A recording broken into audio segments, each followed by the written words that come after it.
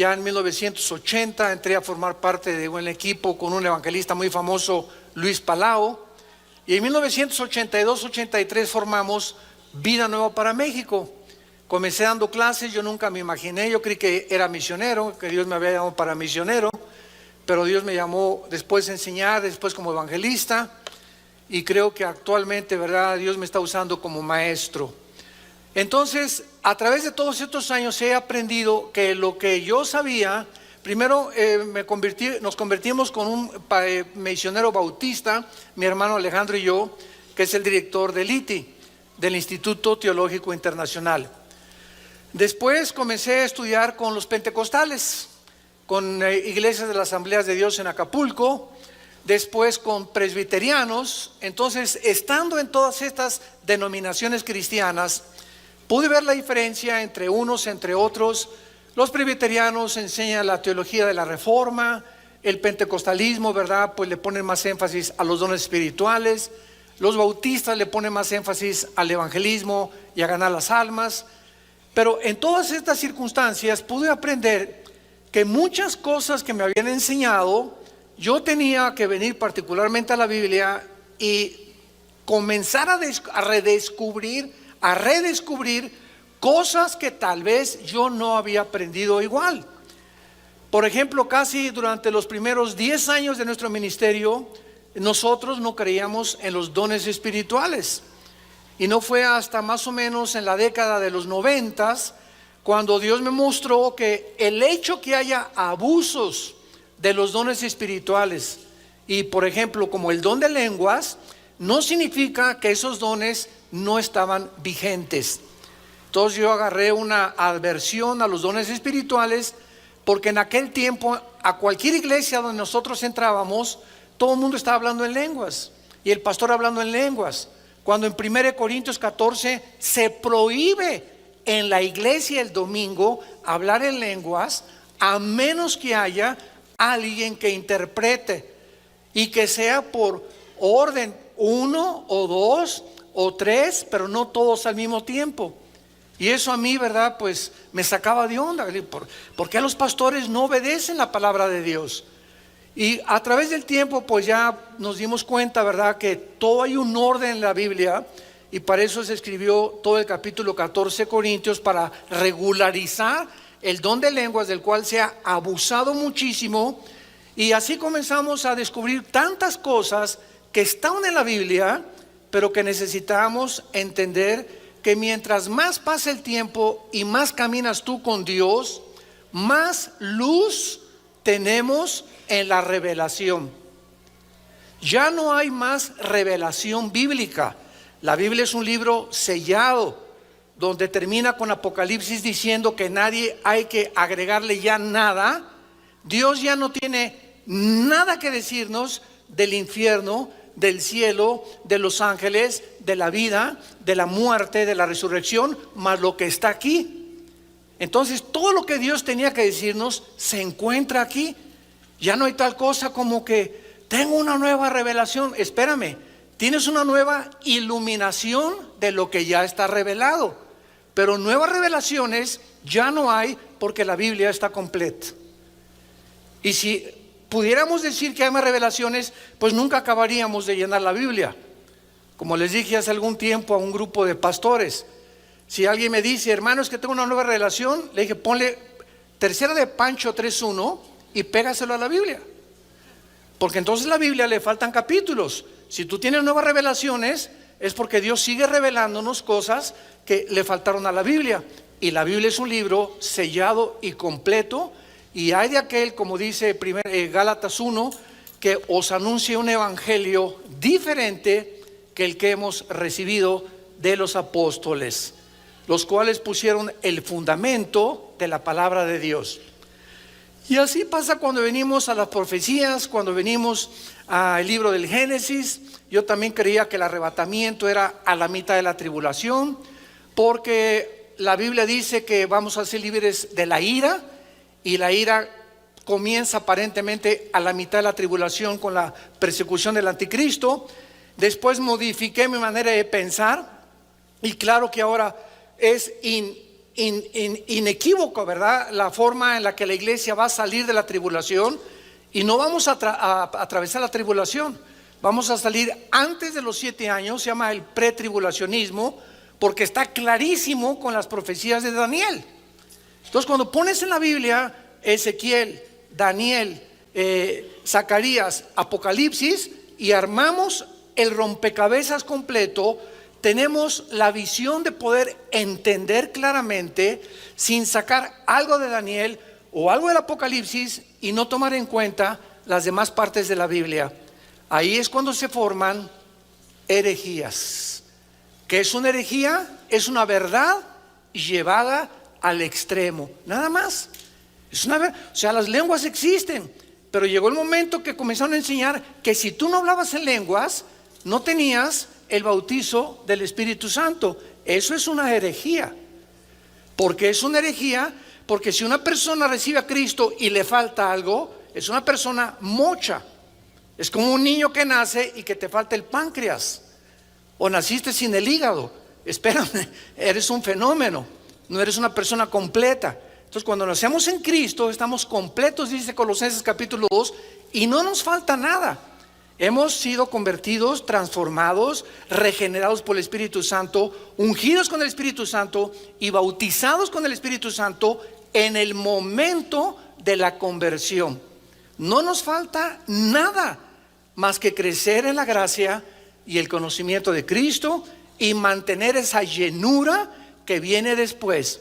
Pero ya tenemos al Espíritu Santo, ya fuimos bautizados y unidos a Jesucristo, ya hemos sido ungidos y no hay otra unción. Acuérdense ustedes, en muchas iglesias, ¿verdad?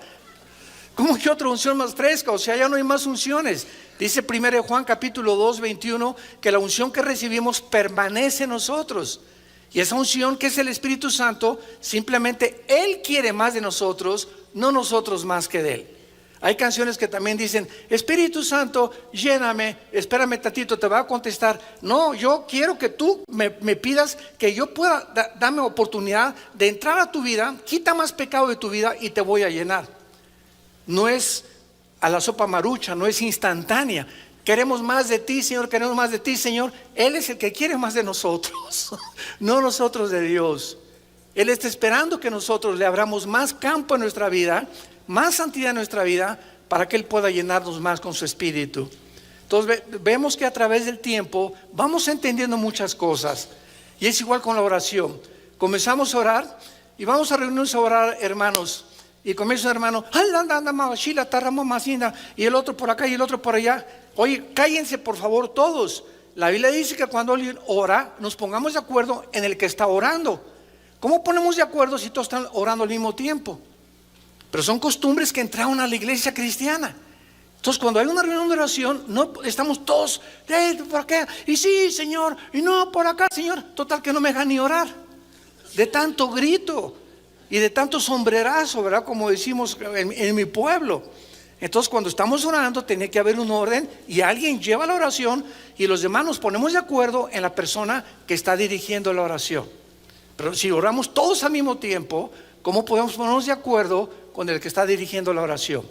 Y así pues hay tantas cosas y tantos defectos en la vida cristiana, porque somos imperfectos.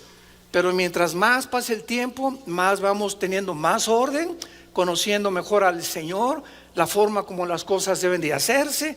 Hay iglesias también, ¿verdad?, en las que yo llegaba y un hermano comenzaba a correr por todo el pasillo y vuelta. Pero yo digo, oye, ¿hay un maratón aquí en la iglesia o qué, no? Y corriendo el hermano y quitándose el saco y otro girando como pirinola ahí a la mitad de los pasillos y aventando las cosas que él traía. Y espérame tantito. Dice la Biblia, hágase todo con orden, porque Dios es un Dios de orden. Y en esta iglesia parece el circo Ataide. Entonces, todas estas cosas que han entrado a la iglesia y que todavía en muchas iglesias siguen operando de esta manera, es por la ignorancia de la palabra de Dios.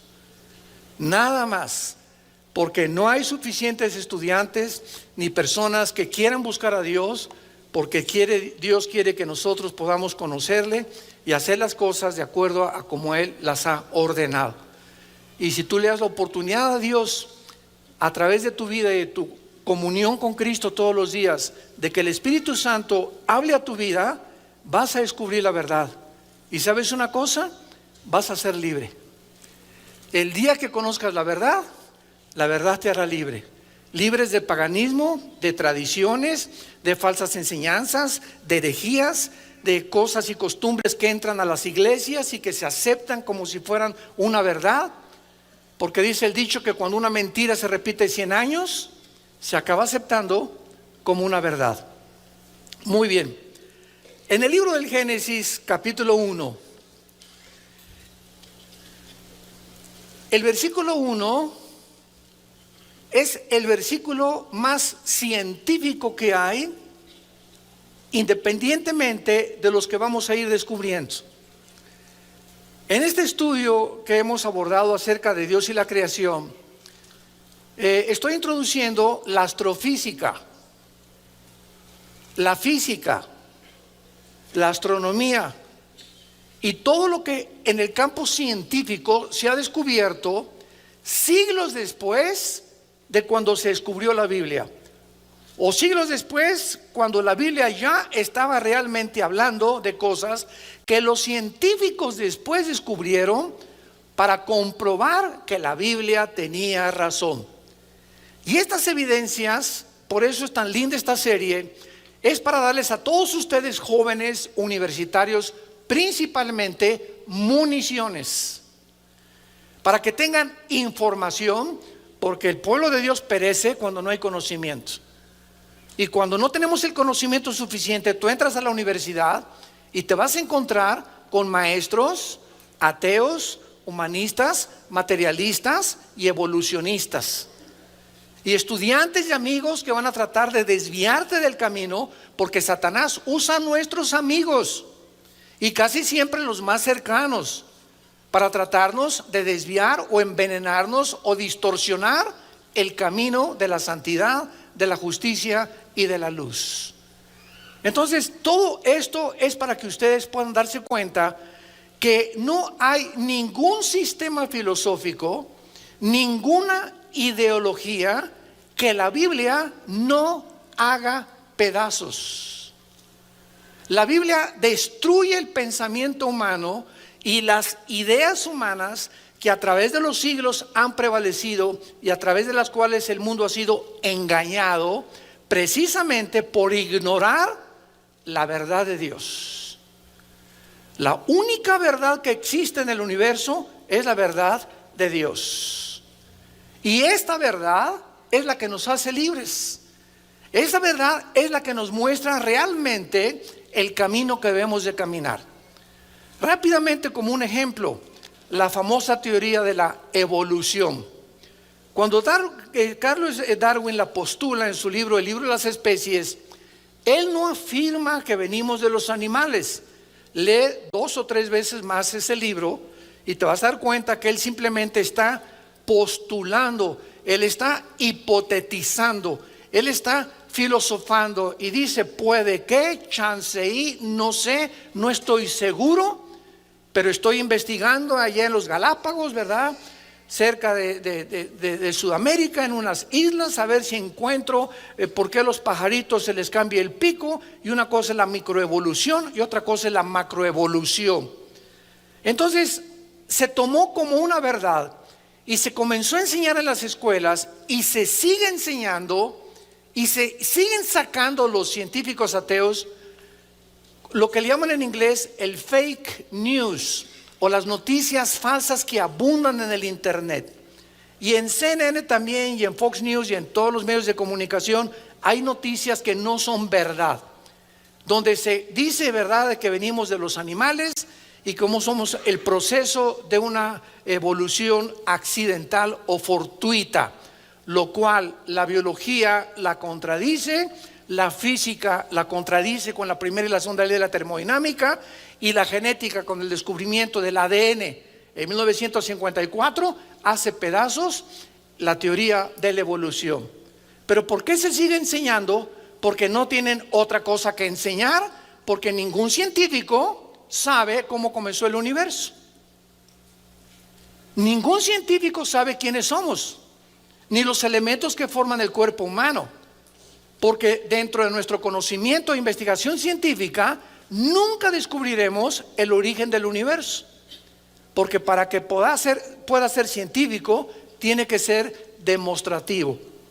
Los científicos observan el fenómeno, toman nota, apuntan, pero ellos no pueden penetrar mucho más allá de la metafísica o de lo que va más allá o trasciende lo que podemos observar con los 5 sentidos. ¿Me van siguiendo? Bueno, ojalá que no les salga humo por las orejas, ¿verdad? Pero sigan con mucho cuidado todo esto, porque esto es muy importante. Entonces, cuando venimos a la Biblia, encontramos la verdad. Y nos damos cuenta que la verdad está respaldada por la ciencia del siglo XXI. Y que cuando vemos la Biblia y penetramos en la Biblia, descubrimos tesoros que nos llenan de seguridad, de esperanza y poder decir como Pablo, yo sé en quién he creído. Y tú te puedes enfrentar a cualquier fórum científico de ateos, evolucionistas, materialistas, hedonistas, etcétera, etcétera, y no te van a derrumbar. Porque tus convicciones son profundas, han hecho un fundamento en tu corazón, has puesto un cimiento como cuando una casa firme se levanta y el cimiento está firme. Yo recuerdo ahora que estaban haciendo este tren que no sé si lo van a continuar haciendo, el que viene desde México, que va a llegar aquí a Toluca. Cuando me puse a investigar, penetraron como 50 metros de profundidad las personas que estudiaron el subsuelo para poner las columnas donde el tren iba a pasar. O sea, se tenía que profundizar grandemente en la tierra para poder poner un cimiento y aguantar un tren y un temblor no pudiera derribar la cimentación. Entonces, mientras más profundo sea nuestra cimentación, más resistes los vientos de adversidad, lleno de engaños, de falsedades, de filosofías y de mentiras, de ideas de hombres como tú y como yo, Sigmund Freud, Carlos Marx, Friedrich Nietzsche, Jean-Paul Sartre, Bertrand Russell, Richard Dawkins, Stephen Hawking, hombres como tú y como yo. Ninguno de ellos fue Dios. Ninguno de ellos conoce de dónde venimos, ni quiénes somos, ni a dónde nos dirigimos. Para descubrir esto necesitábamos que Dios bajara al mundo en la persona de Jesucristo y nos revelara a través de la Biblia las cosas que por medio de nosotros mismos nunca las hubiéramos podido descubrir. Actualmente vemos nosotros que la física comprueba el versículo 1 del Génesis. Escuchen esto. En el principio creó Dios los cielos y la tierra. En este primer versículo del Génesis encontramos los 3 elementos que forman la investigación de la física, que es el espacio, apúntalo, la materia y el tiempo. Aquí encontramos los 3 elementos que forman la investigación de los astrofísicos. O sea, cuando la Biblia dice, en el principio creó Dios los cielos y la tierra, Dios nos está mostrando que el espacio, el tiempo y la materia no son eternos. El espacio tuvo un tiempo, la materia tuvo un tiempo y todo lo que existe a nuestro alrededor tuvo un principio que se descubrió hasta el siglo pasado. Por muchos años se estaba enseñando que el universo era eterno.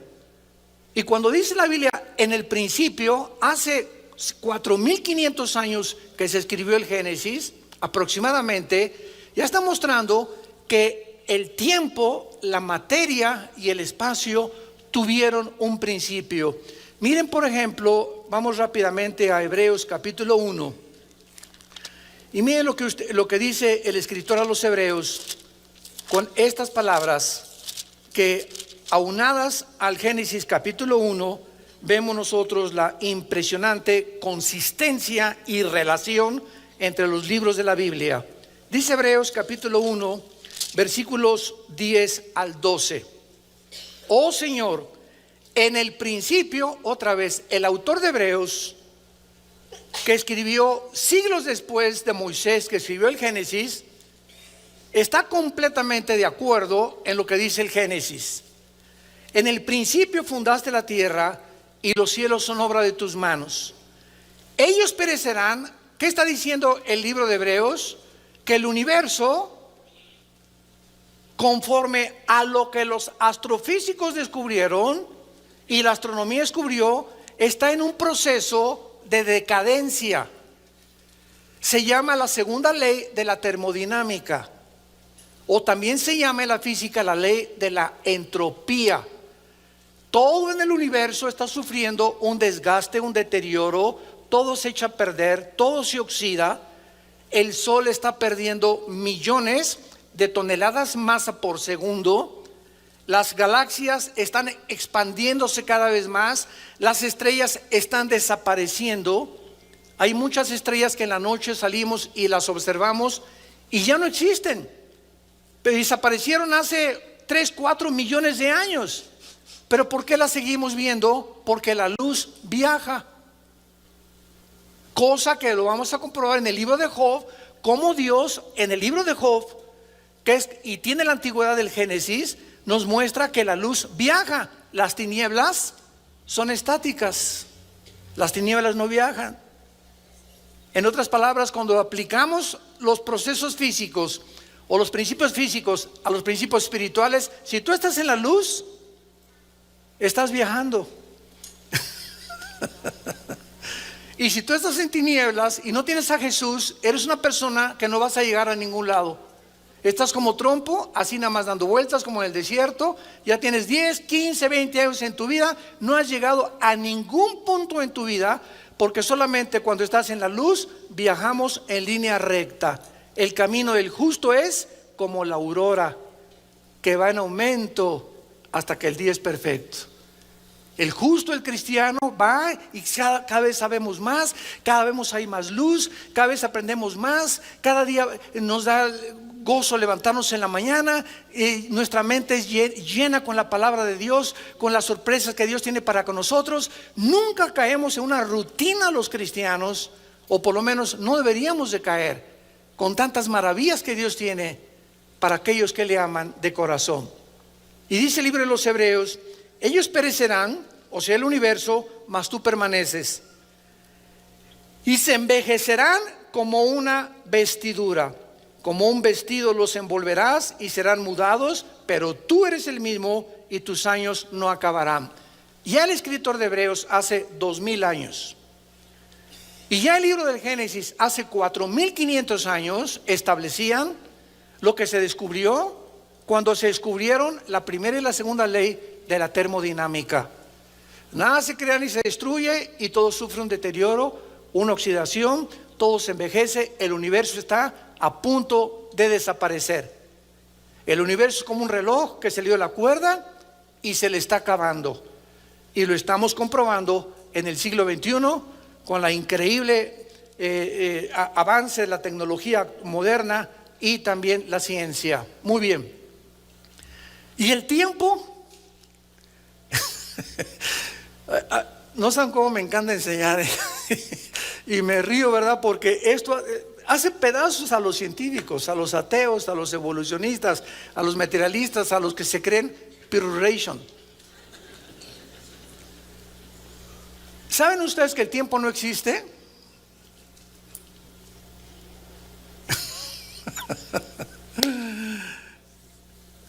Si hubo un tiempo cuando comenzó el tiempo, vamos a ver, Dios habita la eternidad, ¿ok? Síganme con mucho cuidado. En la eternidad no existe el tiempo. Cuando Dios se revela a Moisés en Éxodo capítulo 3, Dios le dice a Moisés: yo soy el que soy. O sea, yo soy en el presente. Entonces Dios es el Dios del presente.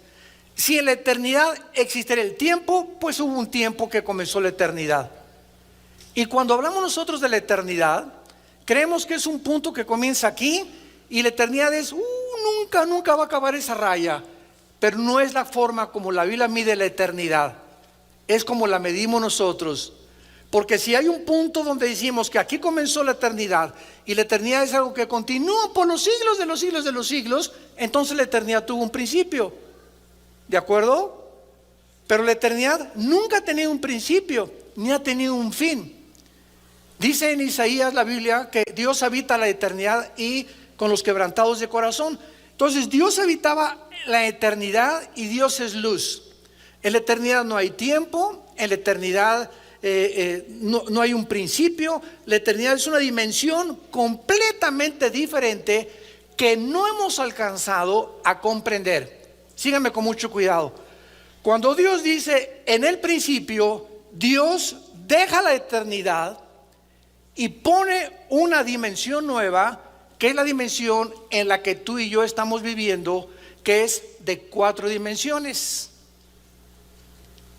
Nosotros estamos en un universo de 4 dimensiones, que es la altura, la profundidad, la anchura, y en 1942, en el siglo pasado, un científico alemán que huyó a tiempo del nazismo, llamado Alberto Einstein, descubre con una fórmula que él postula, que es la E igual a mc al cuadrado.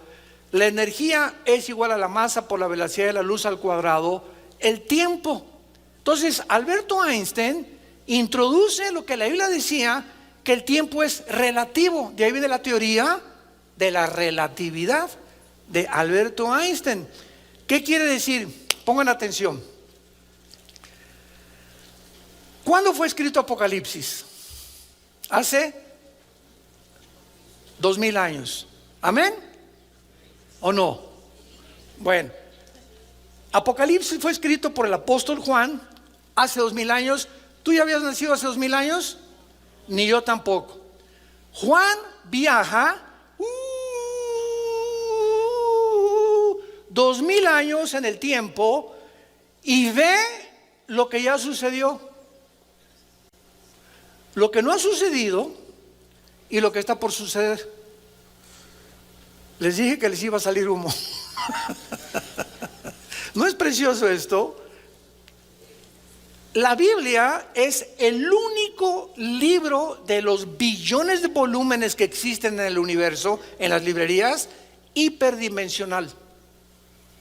Nadie se hubiera imaginado, ni se le hubiera ocurrido ni a Julio Verne, ni a los más grandes personas de ciencia ficción, de que esto pudiera ser una realidad. Entonces Juan hace 2000 años escribe algo que él vio: al anticristo, los sellos, los juicios, el mar se convierte en sangre, las trompetas. Él lo estaba viendo que estaba sucediendo. Y Juan regresa otra vez 2000 años a su cuerpo y nos escribe algo que él vio, que cuando lo estaba viendo estaba sucediendo, que no ha sucedido y que está por suceder. Entonces nos damos cuenta que el tiempo no existe. El tiempo es relativo. El pasado puede estar en el presente en el futuro en el pasado. Y cuando comenzamos a divagar y a pensar en todas estas cosas, decimos: Dios mío, comienzo a entender ahora cómo los santos en la Biblia y los profetas en la Biblia los llevaste al futuro. Otros viajaron hacia el pasado, como Ezequiel. Ezequiel se encontraba preocupado. ¿Por qué, Señor, a Israel lo llevaste a la cautividad babilónica con el rey Nabucodonosor? Y ahí estaba Ezequiel en el capítulo 2 y 3 de Ezequiel, muy preocupado, y en el capítulo 8 y 9 de Ezequiel. ¿Y saben lo que hace Dios? Ezequiel estaba preguntándose por qué Dios castigó a Israel en la cautividad 70 años en Babilonia. ¿Saben lo que hace Dios? Dios saca a Ezequiel de su cuerpo, en su espíritu, y lo traslada al pasado. Y le dice Dios a Ezequiel, en el capítulo 8 y 9 de Ezequiel: quiero llevarte al pasado para que tú veas en el pasado lo que estaban haciendo los líderes de Israel y por qué los castigué.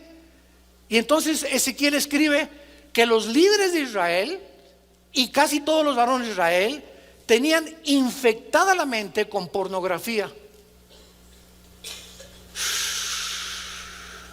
Toda la mente de ellos estaba sucia con todas las inmundicias que Dios les prometió y las escribió en el libro de Levítico capítulo 18, 9, 20, 21 y 22.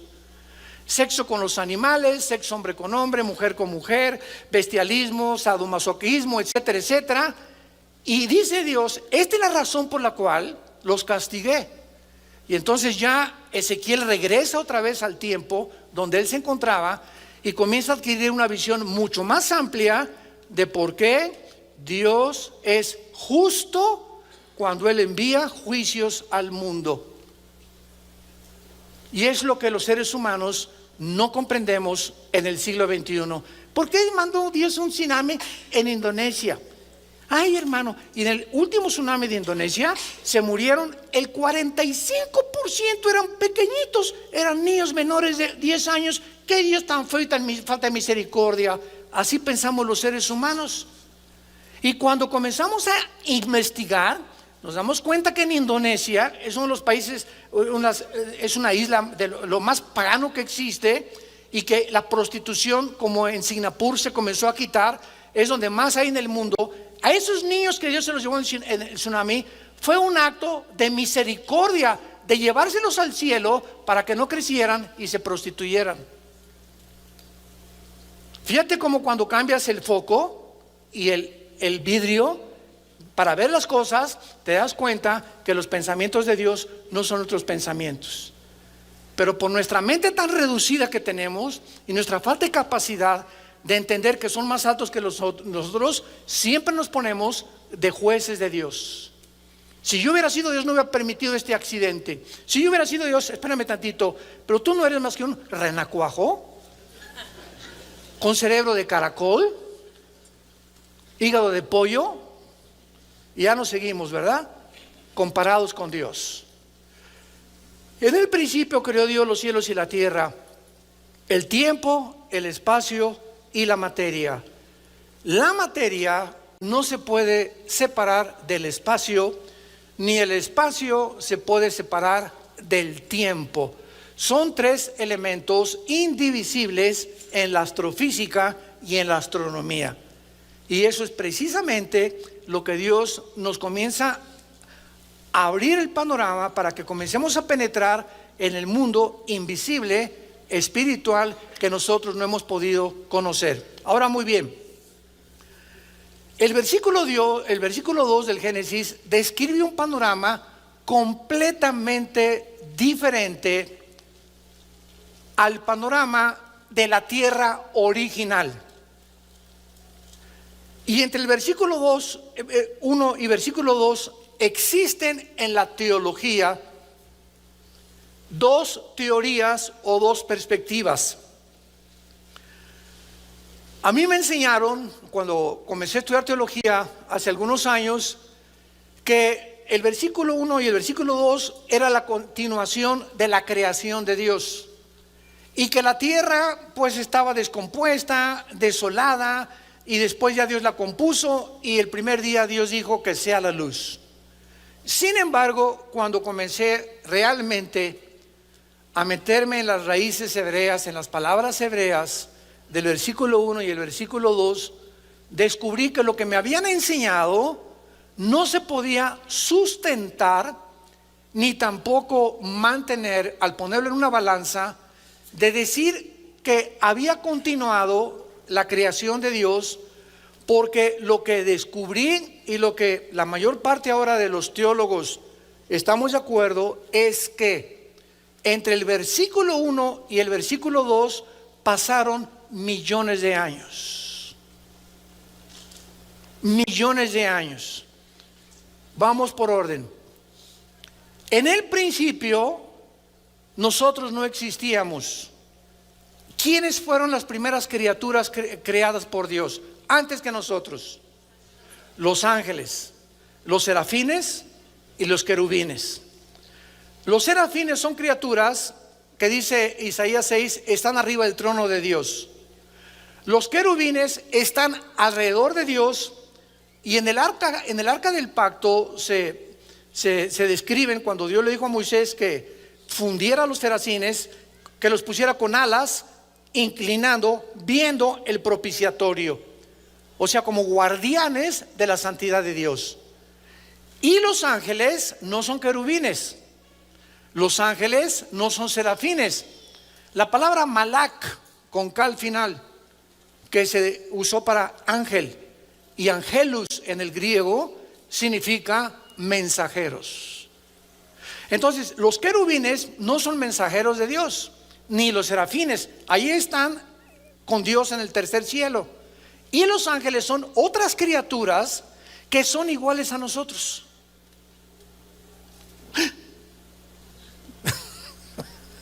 Siempre que la Biblia describe ángeles, los describe con cuerpos humanos. Génesis capítulo 18, cuando llega Jehová o Dios en forma humana a visitar a Abraham y a Sara, lo acompañan dos ángeles. Y cuando Abraham los ve, no dice: mira nada más, estos son marcianos o son jupiterianos. Para nada.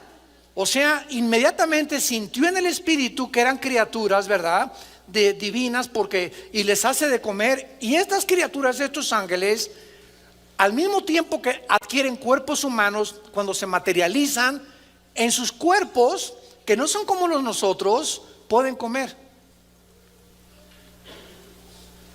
Cuando resucitó Cristo, ¿con qué cuerpo resucitó? Con un cuerpo humano. Y ese cuerpo humano lo continúa manteniendo Cristo por toda la eternidad. Así se ve en Apocalipsis capítulo 5, el cordero que fue inmolado. Y en Daniel 7, cuando él entra a la presencia de Dios. Entonces, Cristo cuando resucita con un cuerpo, ya no como el tuyo ni como el mío, sin sangre, sin los aparatos ni la anatomía que tenemos nosotros, Cristo comió pescado y comió miel. Le hicieron un guachinango al mojo de ajo rico. Me imagino ahí junto a la orilla del mar, ¿verdad? Entonces vemos que estos cuerpos, que son diferentes a nosotros, se pueden materializar y desmaterializar. Entonces los ángeles vienen a eso, muy bien. Después lo vamos a ver, pero en Ezequiel capítulo 28 y en Isaías capítulo 14, versículo del 12 al 14, se describe la creación de Lucifer. La palabra Lucifer, que después se le agregó la palabra diablo y Satanás, significa el que porta la luz o el que lleva la luz, Luzbel en el original hebreo. Y ahí se describe que cuando Lucifer fue creado en Ezequiel 28, fue creado en el huerto del Edén. Fue creado en este planeta. Isaías capítulo 14, el 12 al 14 lo confirma cuando dice que aquí en este planeta y desde aquí de este mundo, Satanás planeó asaltar el tercer cielo, dar un pinochetazo al tercer cielo, un golpe de estado a Dios, hacerse como Dios, derrocar a Dios, y todo lo planeó desde este mundo cuando tú y yo no habíamos nacido todavía. Y dice en Isaías 14, el 12 al 14, subiré a través del cielo y de las estrellas. Las estrellas y el cielo ya existían antes del primer día de recreación del planeta Tierra. Entonces, entre el versículo 1 y el versículo 2 estamos hablando de millones de años. Vamos a ponerlo así. En el principio, Dios creó los cielos, la tierra, y fueron millones de años donde existieron antes que nosotros. Job capítulo 38, Proverbios capítulo 8, Salmo 104, nos hablan todos estos pasajes de lo que pasó antes que nosotros. Repito, Job 38, Proverbios 8 y el Salmo 104. Y entonces llega el momento que se rebelan los ángeles contra Dios, guiados por Lucifer, y la tierra es sumergida en un juicio en tinieblas. La tierra queda devastada, queda hecha un desierto, que es como se describe en el versículo 2. Y la tierra estaba desordenada y vacía, y ahí se usan dos palabras que por todo el Antiguo Testamento significan vanidad, vaciedad, desorden, estado caótico. Y en Isaías 45 la Biblia dice que Dios no creó la tierra tohu bohu. Tohu con H, bohu, que se tradujo desordenada y vacía. Dios no creó así la tierra. Y además, ya en el versículo 2 y 3 del Génesis, la tierra aparece cubierta de agua. Nunca van a encontrar ustedes en la Biblia cuando Dios creó la luz, ni tampoco el agua. Lo que Dios creó en el versículo 3 y 4 fueron las tinieblas, como lo confirma Isaías capítulo 45. ¿Están aprendiendo algo? Les dije que nos íbamos a bucear profundo, ¿verdad? Ya basta de la lechita, vamos a sumergirnos en la Biblia, en las maravillas de la Biblia. Entonces, en el versículo 2 aparecen palabras que no tienen que ver nada con la creación original de la tierra. Entonces, en el principio pasaron millones de años y llegamos al principio cuando Dios comienza a recrear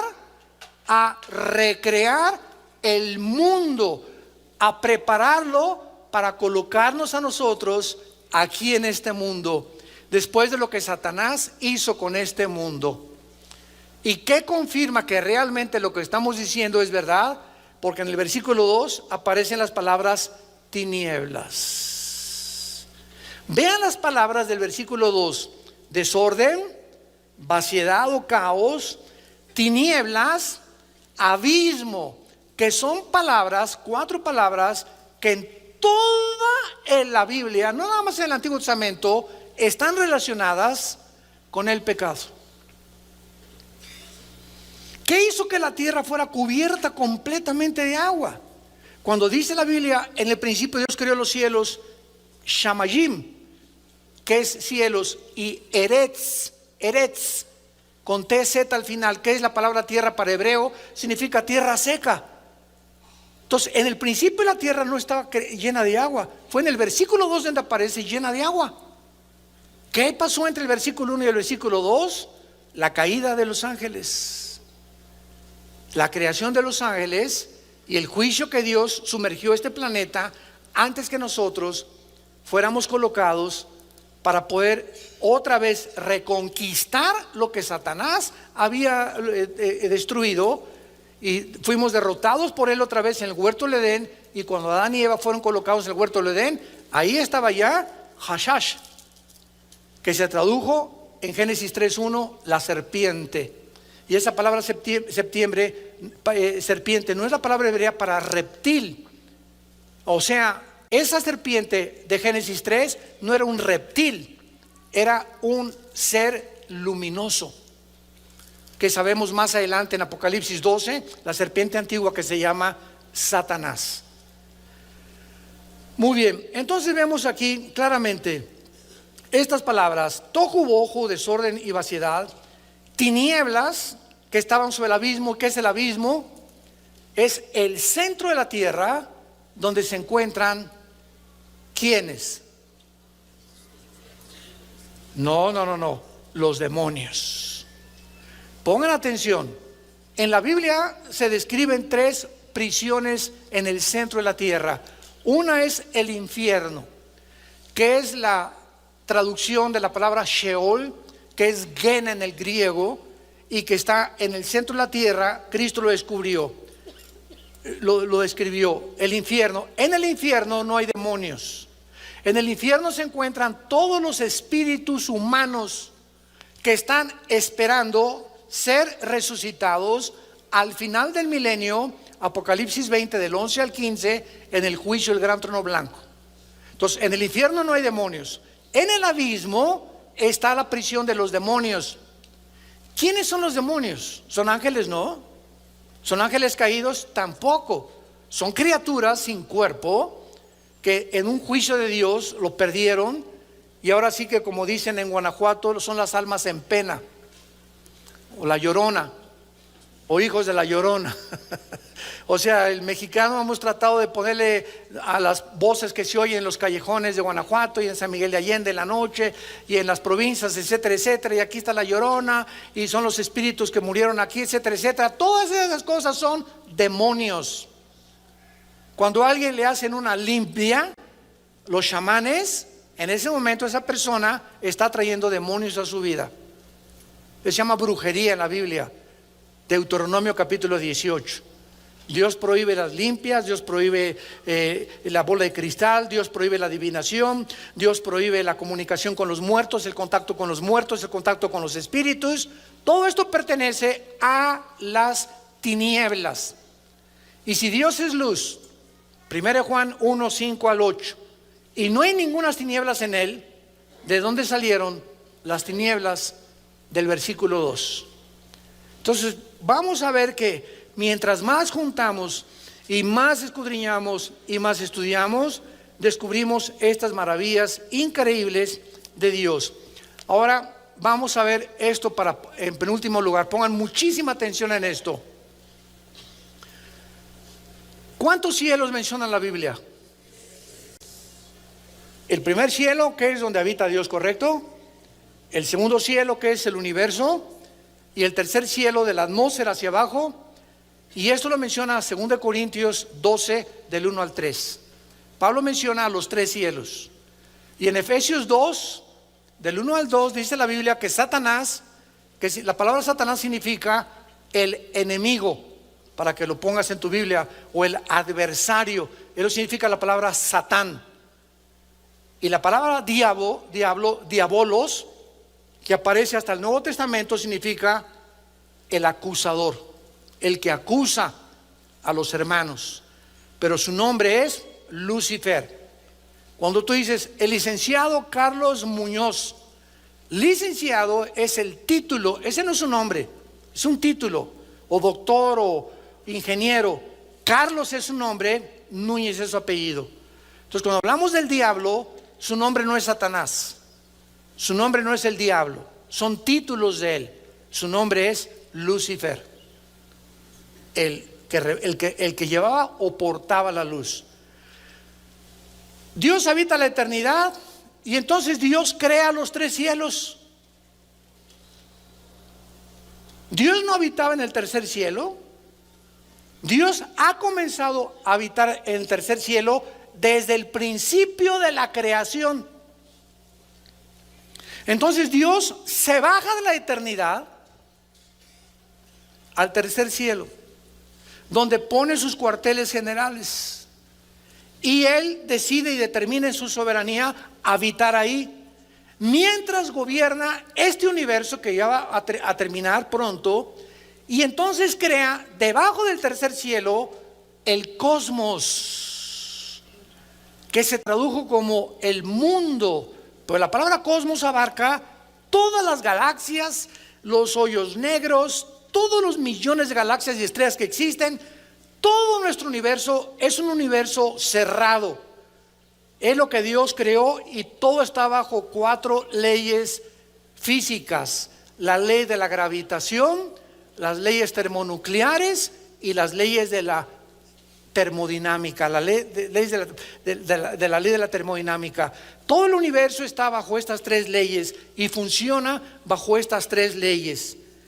Y después del cielo cósmico, Dios hace de la atmósfera hacia abajo el mundo en el que tú y yo habitamos, que se llama el primer cielo, que se llama en Efesios 2:1 el príncipe de la potestad del aire, a Satanás. O sea, Satanás opera de la atmósfera hacia abajo, y de la atmósfera hacia abajo operan las ondas de comunicación.